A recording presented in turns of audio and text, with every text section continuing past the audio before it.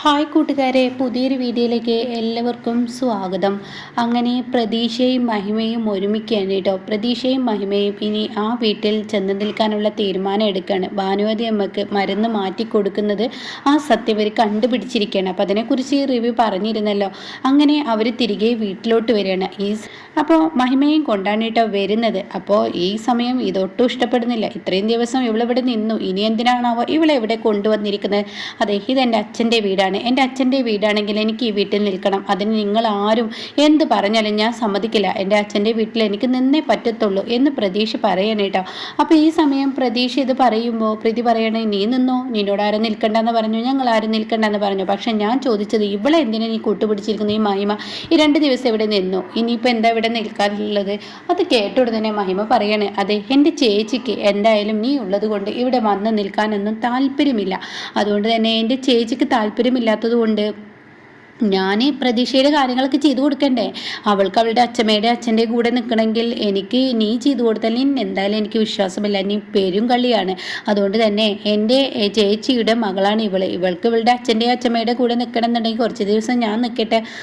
ഇതെന്തോന്ന് കാട്ടിക്കൂട്ടിലാണ്. ഇവളുടെ അമ്മയാണെങ്കിലും ഒരു GKയുമായി ഒരു ഇതുണ്ട്. ഇപ്പം അത് പോരാത്തതിന് ഇനിയിപ്പം നിൻ്റെ ഭർത്താവിനെയും ഇവളുടെ അമ്മക്ക് വിട്ടുകൊടുത്തിരിക്കുകയാണോ? ഇവളുടെ ഒരു അമ്മയുടെ ഒരു ഭാഗ്യം എന്നൊക്കെ പറഞ്ഞിട്ട് മജുവിനെ കുറിഞ്ഞ അസഭ്യ വാക്കുകൾ പറയുമ്പോൾ ഉടൻ തന്നെ മഹിമ, എടി എൻ്റെ നാക്കിന് കുറച്ച് നീളമുണ്ടെന്ന് കരുതി വായിൽ തോന്നിയത് വിളിച്ചു പറഞ്ഞ ഈ മഹിമ ഗോപാലനെ പോലും എൻ്റെ കാൽ ചുവട്ടിൽ കൊണ്ടുവന്നവളാണ്. എങ്കിൽ നിന്നെയും എനിക്കത് കൊണ്ടുവരാൻ കഴിയും. അതുകൊണ്ട് തന്നെ നീ എന്നോട് കളിക്കാൻ നിൽക്കണ്ട. നീ നിൻ്റെ വഴിയിലൂടെ നീ പോയിക്കോ. എൻ്റെ വഴി തടസ്സമായി നീ വന്നു കഴിഞ്ഞാൽ അത് നിനക്ക് ഞാൻ പണി നൽകിയിരിക്കുമെന്ന് പറയാൻ കേട്ടോ. അത് കേൾക്കുന്ന പ്രീതിക്ക് ഒരു പേടി വരികയാണ്. കാരണം ഇവള് ഈ പറഞ്ഞതുപോലെ മുന്നും പിന്നും നോക്കാത്തൊരു പെണ്ണാണ്. അതുകൊണ്ട് തന്നെ അതിന് നിൽക്കണ്ട എന്ന് കരുതി എന്തായാലും എൻ്റെ വഴി തടസ്സമായി നീ നിന്നാൽ നിനക്ക് ഞാൻ പണി നൽകുമെന്ന് പറയുമ്പോൾ ആയിക്കോട്ടെ മോള് പൊയ്ക്കോളൂ എന്ന് പറയാനേട്ടാ.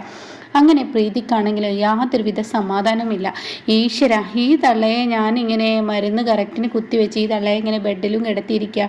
ആ സമയമാണെങ്കിൽ ഇയാളാണെങ്കിൽ എന്നിലോട്ട് അടുക്കുന്നുമില്ല. ഇയാൾ 5 വർഷം കഴിഞ്ഞ് 5 വർഷം എന്നെ ഇയാൾ എന്തായാലും എന്നെ സ്വീകരിച്ചിട്ടില്ല. എന്നിട്ടാണെങ്കിലും സ്വീകരിച്ച് വരുമ്പോഴേക്കും ഇപ്പോൾ ഈ പെണ്ണിൻ്റെ കടന്നു വരവും ഈ പ്രതീക്ഷയുടെ എന്തൊരു കഷ്ടമാണിത് എന്നും പറഞ്ഞിട്ട് ഇങ്ങനെ ചിന്തിക്കുകയാണ്. എന്തായാലും ഇനി ഇവൾക്കുള്ള ഒരു പണി നൽകിയേ പറ്റുള്ളൂ. പ്രതീക്ഷയെ ഇവിടെ നിന്ന് ഓടിക്കണം, അതുപോലെ തന്നെ മഹിമയെ ഇവിടെ നിന്ന് ഓടിക്കണം. അതിനെന്തെങ്കിലും ഒരു മാർഗം കണ്ടെത്തണം എന്നൊക്കെ ഇങ്ങനെ ചിന്തിക്കുകയാണ്.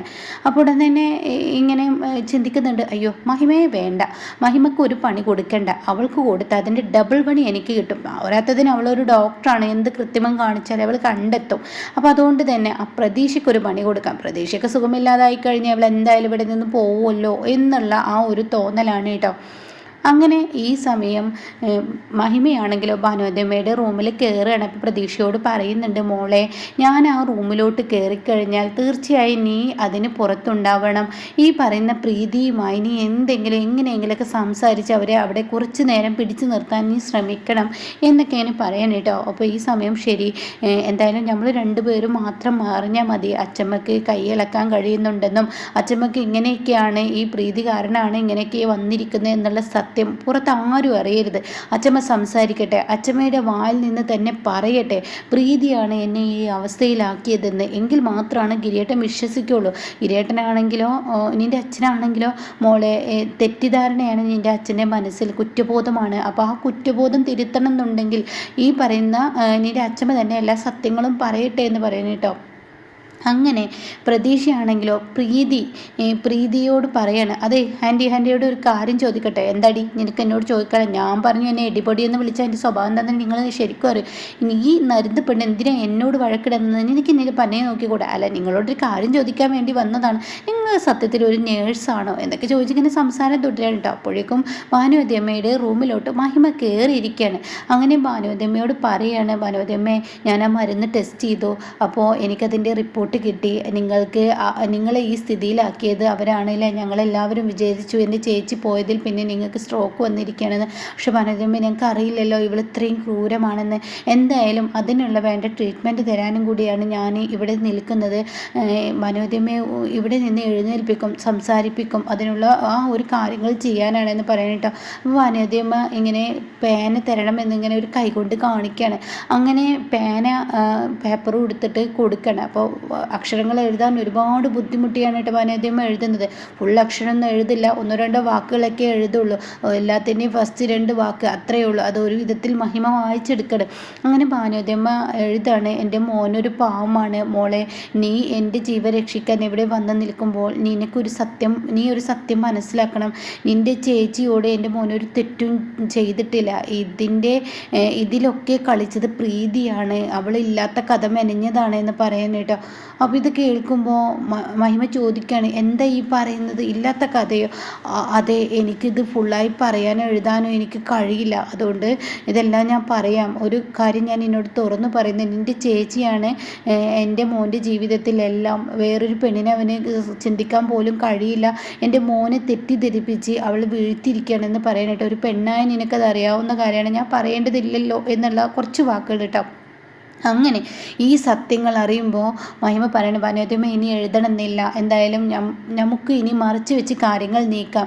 ഈ പറയുന്ന ഗിരിയേട്ടന് മുന്നിൽ ഇതൊന്നും തെളിയിച്ചാൽ ഗിരിയേട്ടൻ വിശ്വസിക്കില്ല. അപ്പോൾ അതുകൊണ്ട് തന്നെ മനോരമ എണീക്കണം. മനോരമയുടെ വായിൽ നിന്ന് തന്നെ ഈ ഒരു സത്യം ഗിരിയേട്ടൻ അറിയണം. നീചമായ കൊടും ക്രൂരമായ ഒരു വിഷത്തെയാണ്, ഈ സർപ്പത്തെയാണ് ഈ വീട്ടിലോട്ട് ഇത്രയും നാളം കയറ്റിയതെന്ന്. മനോരമ ഈ വീഴ്ചയിലായതിൻ്റെ കാരണം എൻ്റെ ചേച്ചിയോട് ചെയ്ത ക്രൂരതകളെല്ലാം മനോരമ അറിയണം എന്നൊക്കെ പറഞ്ഞിട്ട് അമ്മയുടെ കൈക്ക് വേണ്ട ആ ഒരു ട്രീറ്റ്മെൻറ്റൊക്കെ കൊടുക്കണം കേട്ടോ. മൊത്തത്തിൽ ഒരു ഫിസിയോതെറാപ്പിയൊക്കെ ഇങ്ങനെ ചെയ്തും കൊണ്ടിരിക്കുക. കൈകാലുകൾ ഇങ്ങനെ എക്സസൈസുകൾ ഇങ്ങനെ മഹിമ ഒരു 10 മിനിറ്റ് വെച്ച് ചെയ്യാണ് കേട്ടോ.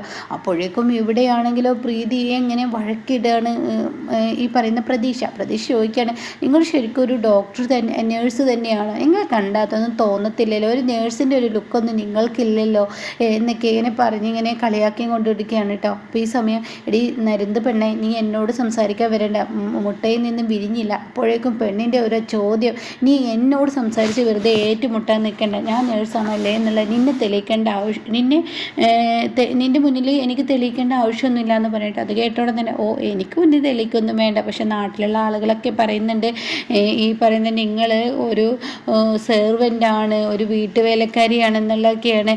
എന്തൊക്കെയാണ് കൊച്ചൻ നിൻ്റെ വായിൽ നിന്ന് വരുന്നത്? എനിക്ക് ദേഷ്യം പിടിക്കുന്നുണ്ട് കേട്ടോ എന്ന് പറഞ്ഞിട്ട് അടിക്കാൻ ഒരുങ്ങുമ്പോഴേക്കും അങ്ങോട്ടേക്ക് ഗിരി എത്താണ് കേട്ടോ. അപ്പം ഗിരിയാണെങ്കിലോ ദേഷ്യത്തോടു കൂടി ചോദിക്കണേ, എന്താ നിനക്കിത്ര ബോധവും ബുദ്ധിയില്ലേ പ്രീതി? എൻ്റെ മോളാണ് ഇവളോട് വഴക്കിടുന്നോ ഒച്ചയിടുന്നതോ ഒന്നും തന്നെ എനിക്ക് ഇഷ്ടമല്ലെന്ന് നിനക്ക് അറിഞ്ഞൂടെ? നീ എന്തിനാണ് ഇവളുടെ നേർക്ക് കൈ ഉയർത്തുന്നത്? അത് കേൾക്കുന്ന പ്രതീക്ഷ പറയണേ, അച്ഛാ ഞാനിവിടെ വന്ന് നിൽക്കുന്നത് ഇവർക്ക് ഇഷ്ടമല്ല, അതുകൊണ്ടാണ് എന്നെ ഇങ്ങനെ വഴക്ക് പറയുന്നത് അച്ഛാ, അതുകൊണ്ട് ഞാനിവിടെ നിൽക്കുന്നില്ല, ഞാനിവിടെ പോകുന്നു. അത് കേട്ട ഉടനെ ഗിരി പറയണേ, ഇത്രയും നാൾ നീ എൻ്റെ അമ്മയെ നോക്കി എന്നുള്ളതൊക്കെ ഞാനങ്ങ് മറക്കും. ഇത്രയും നാൾ ഞാൻ നിന്നോട് എല്ലാം സഹിച്ചു ക്ഷമിച്ച് നിന്നത് ഞാനൊരു തെറ്റ് ചെയ്തെന്നൊരു കുറ്റബോധത്തിലായിരുന്നു. പക്ഷെ നീ കാരണം എൻ്റെ കുഞ്ഞിവിടെ നിന്ന് പോയി എന്ന് ഞാൻ അറിഞ്ഞാൽ പിന്നെ നിനക്ക് ഈ വീട്ടിൽ ഒരു വിലയിൽ ഉണ്ടാവില്ല. നിന്നെ ഞാൻ ആ സമയം ഇവിടെ നിന്ന് പിടിച്ച് പുറത്താക്കും. അതുകൊണ്ട് എൻ്റെ മോൾ ഇവിടെ നിൽക്കും തോറും നിനക്ക് ഈ വീട്ടിൽ നിൽക്കാമെന്ന് പറയാൻ കേട്ടോ. അത് കേൾക്കുമ്പോൾ പ്രതിക്ക് ദേഷ്യം പിടിക്കുകയാണ്. ഇത്ര കഷ്ടമാണ്, ഇങ്ങനെ പോയാലും മനുഷ്യന് ഈ നാശത്തെ കൊണ്ട് ബുദ്ധിമുട്ടാണല്ലോ. ഇവളുടെ അമ്മ ഈ വിളഞ്ഞിയെ പോലെ തന്നെ എന്തെങ്കിലും ചിന്തിക്കുന്നുണ്ട് കേട്ടോ. അപ്പോൾ എന്തായാലും ഇങ്ങനെയൊക്കെ ഒരു എപ്പിസോഡ് വരാനിരിക്കുന്നുണ്ട്. അപ്പോൾ അതുപോലെ അപ്കമിങ് എപ്പിസോഡ് കേൾക്കാൻ താല്പര്യമുള്ളവർ ചാനൽ സബ്സ്ക്രൈബ് ചെയ്തിട്ടാണ് ഞാനിടുന്ന വീഡിയോയുടെ നോട്ടിഫിക്കേഷൻ എനിക്ക് ലഭിക്കും കേട്ടോ.